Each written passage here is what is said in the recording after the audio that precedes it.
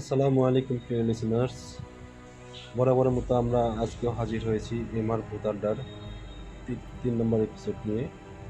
আজকের ভূত আড্ডায় থাকছে এমআর ভূত আড্ডায় থাকছে আপনাদের মধ্যে থেকে পাঠানো সেরা কিছু ঘটনা। আশা করছি আজকের ঘটনাটিও আপনাদের ভালো লাগবে।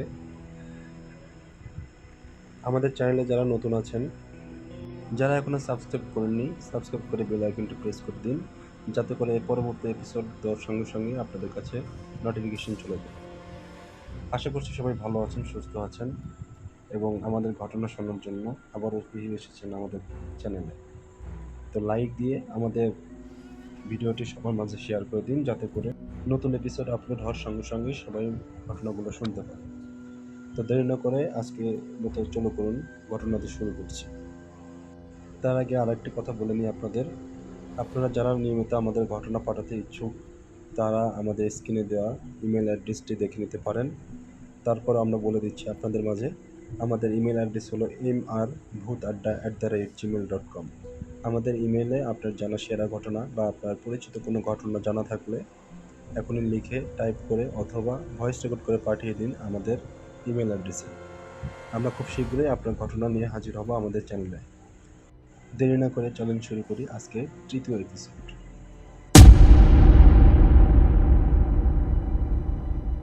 প্রিয় লিসেনার্স, আজকে প্রথম যে ঘটনাটি পাঠিয়েছেন আমাদের এক প্রিয় লিসেনার্স, নাম আরিফ। তিনি ময়মনসিংহের একটি গ্রাম থেকে ঘটনাটি পাঠিয়েছেন। তো তিনি যেভাবে ঘটনাটি লিখে পাঠিয়েছেন, আমরা সেভাবেই আপনাদের মাঝে ঘটনাটা শুরু করছি। প্রিয় এমআর ভাই, আমার নাম আরিফ। আমি ময়মনসিংহের একটি গ্রামে থাকি। আমি আজ যে ঘটনাটা বলবো, এটা আমার জীবনের সবচেয়ে বড় ভয়ঙ্কর অভিজ্ঞতা। আমি জানি না এটা জিন ছিল নাকি আত্মা ছিল নাকি অন্য কিছু, কিন্তু সেই রাতের পর থেকে আমার জীবন অনেক দিন পর্যন্ত স্বাভাবিক ছিল না। ঘটনাটা প্রায় 4 বছর আগে। আমি তখন কলেজে পড়ি। আমাদের গ্রামের এক পাশে একটা পুরনো প্রাইমারি স্কুল আছে। অনেক বছর আগে নতুন বিল্ডিং তৈরি হওয়ার পর পুরনো স্কুলটা একদম পরিত্যক্ত হয়ে যায়। দিনের বেলা মাঝে মাঝে ছেলেপেলে সেখানে খেলতে যায়, কিন্তু মাগরিবের পর কেউ ওই জায়গার আশেপাশেও যায় না। কারণ গ্রামের মানুষ বলে রাতে সেখানে নাকি অদ্ভুত শব্দ, কান্না, হাসির আওয়াজ শোনা যায়। আমি এসব কথা কখনো বিশ্বাস করতাম না। একদিন রাতে আমি আর আমার 2 বন্ধু রবিন আর সজীব মজা করে বললাম, চল আজ রাতে ওই স্কুলে গিয়ে বসে থাকি, দেখি সত্যিই কিছু ঘটে কিনা। আমরা 3জন ঠিক করলাম রাত 11টায় যাব। সাথে টর্চ, মোবাইল আর সাহস নিয়ে আমরা স্কুলের দিকে রওনা দিলাম। স্কুলটা গ্রামের বাইরে ছিল, চারপাশে বড় বড় গাছ আর পিছনে একটা পুরনো পুকুর। আমরা যখন স্কুলের গেটের কাছে পৌঁছালাম, তখন হঠাৎ একটা ঠান্ডা বাতাস বয়ে গেল। সজীব বলল, এই জায়গাটা কেন যেন অদ্ভুত লাগছে। রবিন এসে বলল, ভয় পেয়েছিস নাকি? আমরা স্কুলের ভিতরে ঢুকলাম। পুরোনো বিল্ডিং, ভাঙা জানালা, ছাদের প্লাস্টার ঝরে পড়ছে। ভিতরে ঢুকতেই একটা স্যাঁতস্যাঁতে আর পচা গন্ধ নাকে এলো। আমরা একটা ক্লাসরুমে গিয়ে বসলাম, শুনতে সবাই হাসাহাসি করছিল। ঠিক তখনই করিডোর থেকে ঠাস করে একটা শব্দ এলো, যেন কেউ কিছু ফেলে দিল। আমরা সবাই চুপ হয়ে গেলাম।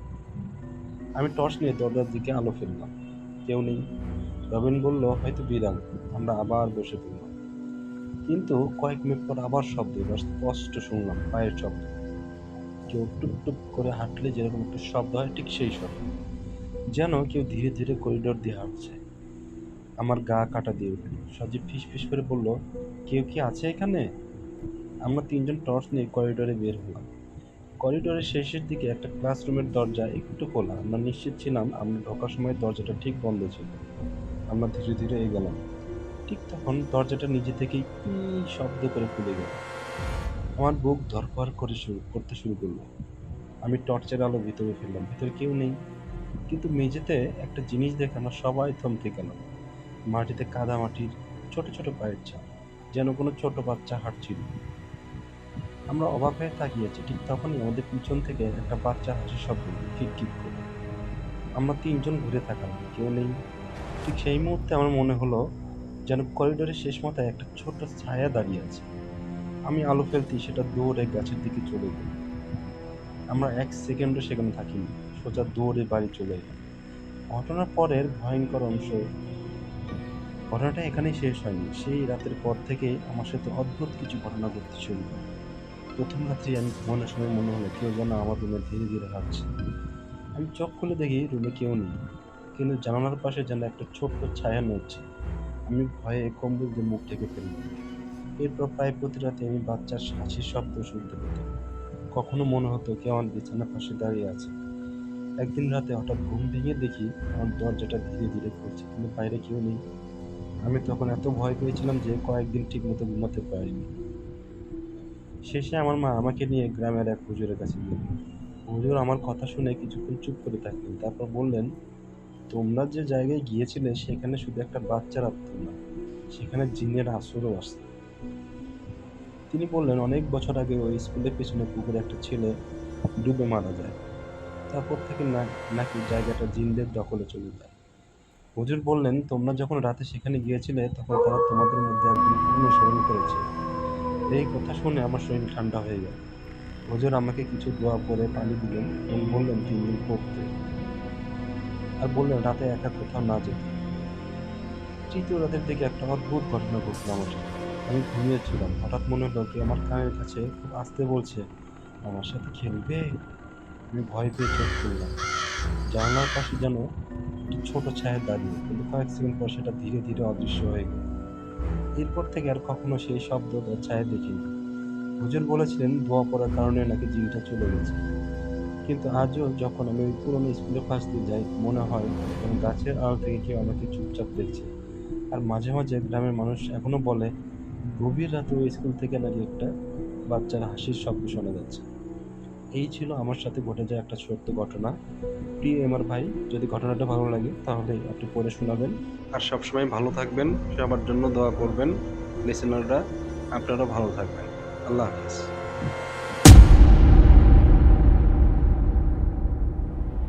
সো প্রিয় লিসেনার্স, কেমন লাগলো আমাদের প্রথম ঘটনাটি? আপনারা কমেন্ট করে জানিয়ে দিন এবং বেশি বেশি লাইক করুন, শেয়ার করুন, যাতে করে আমাদের ঘটনাটি সবার মাঝে পৌঁছে যায়। আশা করছি সবাই উপভোগ করছেন আমাদের ঘটনাটি। এবার চলে যাব আমাদের দ্বিতীয় ঘটনায়। দ্বিতীয় ঘটনাটি থাকছে আমাদের এক লিসেনার্স, যিনি ব্রাহ্মণবাড়িয়া থেকে এই ঘটনাটি পাঠিয়েছেন। তিনি পেশায় ছিলেন একজন অ্যাম্বুলেন্স ড্রাইভার। তো এই ঘটনাটি খুব মজার এবং ভয়ানক হতে চলছে। চলুন আমরা দেরি না করে শুরু করি আজকের দ্বিতীয় ঘটনা।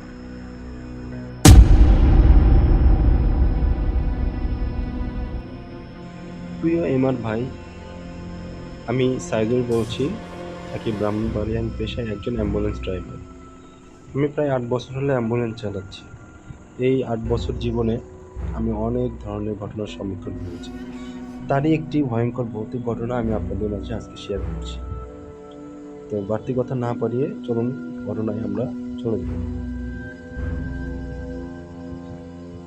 আমি প্রায় 8 বছর হলে অ্যাম্বুলেন্স চালাচ্ছি। এই সময়ের মধ্যে অসংখ্য লাশ বহন করেছি। দুর্ঘটনার লাশ, হাসপাতালে মরে যাওয়া লাশ, রোগী, সবই আমার কাছে অনেকটা স্বাভাবিক হয়ে গেছে। কিন্তু আজ আমি যে ঘটনাটা বলবো সেটা আমার জীবনের সবচেয়ে বড় ভয়ঙ্কর অভিজ্ঞতা। আমি কখনো কাউকে পুরোটা বলতে পারিনি, কারণ মানুষ হয়তো বিশ্বাস করবে না। কিন্তু আমি জানি সেই রাতে আমি যা দেখেছিলাম সেটা কোনোদিনও ভোলার মতো না, এবং কোনো সাধারণ ঘটনাও ছিল না। ঘটনাটা প্রায় 3 বছর আগে। সেদিন ছিল অমাবস্যার রাত। আকাশে চাঁদের একটু আলো ছিল না। সময় প্রায় রাত 2টা 10 মিনিট। আমি তখন জেলা হাসপাতালের অ্যাম্বুলেন্স গ্যারেজে বসে মোবাইল দেখছিলাম। রাত গভীর হওয়ায় হাসপাতালে প্রায় নীরব হয়েছিল। হঠাৎ একজন ওয়ার্ড বয় দৌড়ে এসে বলল, ভাই তাড়াতাড়ি যান, একটা লাশ গ্রামে নিয়ে যেতে হবে। আমি একটু বিরক্তি হয়ে গিয়েছিলাম, কারণ গভীর রাতে একটা লাশ নিয়ে দূরে যেতে হবে আমার তেমন মন সায় দিচ্ছিল না। তবুও এটা আমার কাজ। আমি অ্যাম্বুলেন্স চালু করলাম। কিছুক্ষণ পর 2 জন হাসপাতালের কর্মচারী একটা স্ট্রেচারে করে লাশ নিয়ে এসলো। লাশটা ছিল প্রায় 45 বছরের একজন পুরুষের। লোকটার মুখ কাপড়ে ঢাকা ছিল। ওয়ার্ড বয় বলল, লোকটা হঠাৎ স্ট্রোক করে মারা গেছে। আমি লাশটা অ্যাম্বুলেন্সের পিছনে রেখে দরজা বন্ধ করলাম। পরিবারের লোকজন আগেই গ্রামে চলে গেছে, তাই আমাকে একাই লাশ নিয়ে যেতে হয়েছিল। আমি গাড়ি চালিয়ে হাসপাতাল থেকে বের হলাম। গ্রামটা ছিল 50 কিলোমিটার দূরে। রাস্তার মাঝামাঝি একটা জায়গা ছিল খুব নির্জন। দুই পাশে জঙ্গল আর ধান ক্ষেত। লোকজন বলে ওই রাস্তা নাকি ভৌতিক বলে পরিচিত, কিন্তু আমি এসব কথাই বিশ্বাস করতাম না। রাত তখন প্রায় 3টা বাজে। আমি সেই নির্জন রাস্তাতে গাড়ি চালাচ্ছিলাম। চারপাশে একদম অন্ধকার, শুধু অ্যাম্বুলেন্সের হেডলাইটে রাস্তা দেখাচ্ছিল। হঠাৎ পিছন থেকে একটা ঠক করে শব্দ এলো, যেন স্ট্রেচার একটু নড়ল। আমি ভাবলাম রাস্তার ঝাঁকুনিতে হয়েছে বোধহয়। কিন্তু কয়েক সেকেন্ড পর আবার ঠক ঠক শব্দটা, এবার একটু জোরে। আমার বুকের ভিতর ধড়ফড় হতে শুরু করলো। আমি নিজেকে বোঝালাম, লাশ নড়তে পারে না, ভয় পাওয়ার কিছু নেই। আমি গাড়ির গতি একটু বাড়ালাম। ঠিক তখন রাস্তার পাশে একটা অদ্ভুত জিনিস দেখলাম। হেডলাইটের আলোতে মনে হলো কেউ দাঁড়িয়ে আছে। একটা লম্বা কালো ছায়া মানুষ। এক- আমি একটু ধীরে গাড়ি তখন চালানো শুরু করলাম। ভালো করে তাকাতেই আমার শরীর জমে গেল। কারণ সেই ছায়া মানুষের চোখ দুটো লাল হয়ে জ্বলছিল, ঠিক যেন অন্ধকারের ভিতরে আগুনের গোলা। আমি কয়েক সেকেন্ড তাকিয়েছিলাম। তারপরে হঠাৎ সেই ছায়াটা গাছের আড়ালে মিলিয়ে গেল। আমি ভয় পেলেও নিজেকে বোঝালাম হয়তো কোনো মানুষ ছিল। ঠিক তখন পিছন থেকে আবার শব্দ হলো, এবার এত জোরে যে মনে হয় কিছু পড়ে গেল। ঠাস করে মাটিতে পড়ার শব্দ। আমি দ্রুত গাড়ি থামালাম, ধীরে ধীরে পিছনের দরজা খুললাম। দরজা খুলে আমি জ্বলে গেলাম। স্ট্রেচার ফাঁকা, লাশ নেই। আমার শরীর ঠান্ডা হয়ে গেল। আমি বিশ্বাসই করতে পারছিলাম না যে অ্যাম্বুলেন্সের গাড়ির পিছনের দরজা আটকানো সত্ত্বেও লাশ কিভাবে পড়ে গেল। কিছুক্ষণ পর সাহস করে টর্চ নিয়ে রাস্তার দিকে তাকালাম। তখনই দেখি রাস্তার মাঝখানে লাশটা পড়ে আছে, যেন কেউ অ্যাম্বুলেন্স থেকে টেনে ফেলে দিয়েছে। আমার হাত পা কাঁপতে লাগলো। আমি কাঁপতে কাঁপতে লাশটা তুলে আবার স্ট্রেচারে রাখলাম। ঠিক তখন আমার পিছনে ঠক ঠক করে পায়ের শব্দ। আমি ধীরে ধীরে ঘুরে তাকালাম, কেউ নেই। কিন্তু কয়েক সেকেন্ড পর রাস্তার ধারে আবার দেখলাম সেই লাল চোখের ছায়া মানুষ। এইবার সে একটু একটু করে আমার দিকে এগোচ্ছিল। আমি বুঝতে পারছিলাম সে মানুষ না, তার শরীর যেন ধোঁয়ার মতো কাঁপছিল। আমার বুক ধড়ফড় করতে লাগলো। আমি দ্রুত অ্যাম্বুলেন্সে উঠে দরজা বন্ধ করলাম।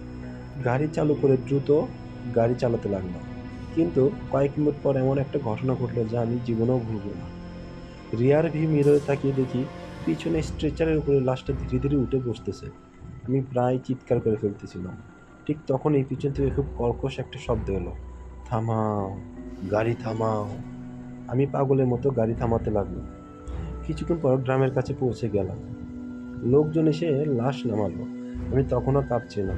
একজন বৃদ্ধ আমাকে জিজ্ঞেস করলেন, আপনি কি পথে কোথাও গাড়ি থামিয়েছিলেন? আমি পুরো ঘটনা বললাম। তিনি কিছুক্ষণ চুপ করে থাকলেন, তারপর বললেন, এই লোকটা জীবনে অনেক কালো জাদু তন্ত্র-মন্ত্র সাধনা করত। গ্রামের মানুষ বলে তার সাথে একটা জিন ছিল।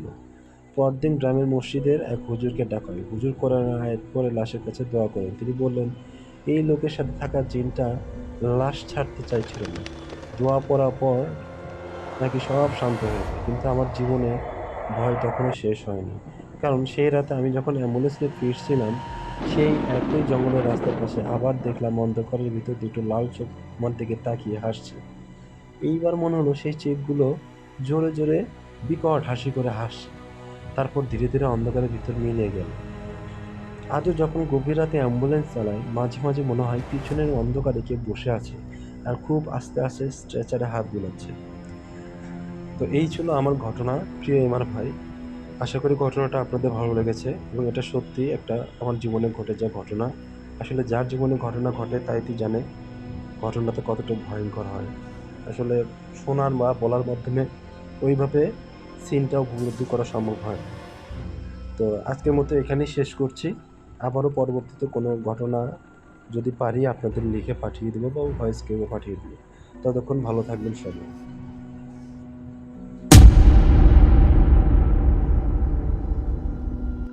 প্রিয় লিসেনার্স, আজকে আমরা দ্বিতীয় ঘটনাটা শেষ করলাম।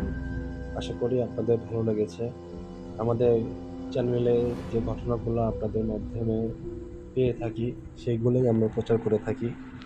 তো কেমন লাগছে আমাদের ঘটনাগুলো আশা করি আপনারা কমেন্ট করে জানিয়ে দিবেন এবং আপনার জানা প্রিয় কোনো ঘটনা জানা থাকলে আমাদের লিখে পাঠান অথবা ভয়েস করে পাঠিয়ে দিন। এবং আমাদের চ্যানেলে নিয়মিত ঘটনা পেতে আমাদের চ্যানেলটিকে সাবস্ক্রাইব করে বেল আইকনটিকে প্রেস করে রাখুন, যাতে নতুন কোনো ঘটনা আপলোড হলে আপনারা মিস না হয়ে যায়। এছাড়া আপনারা যারা ঘটনা পাঠাতে ইচ্ছুক তারা আমাদের ইমেল অ্যাড্রেসে ঘটনাটা পাঠিয়ে দিন। আমাদের ইমেল অ্যাড্রেস হলো mr.bhutadda@gmail.com mr.bhutadda@gmail.com।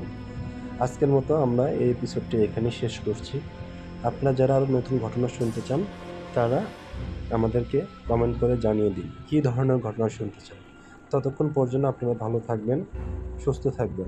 আসসালামু আলাইকুম।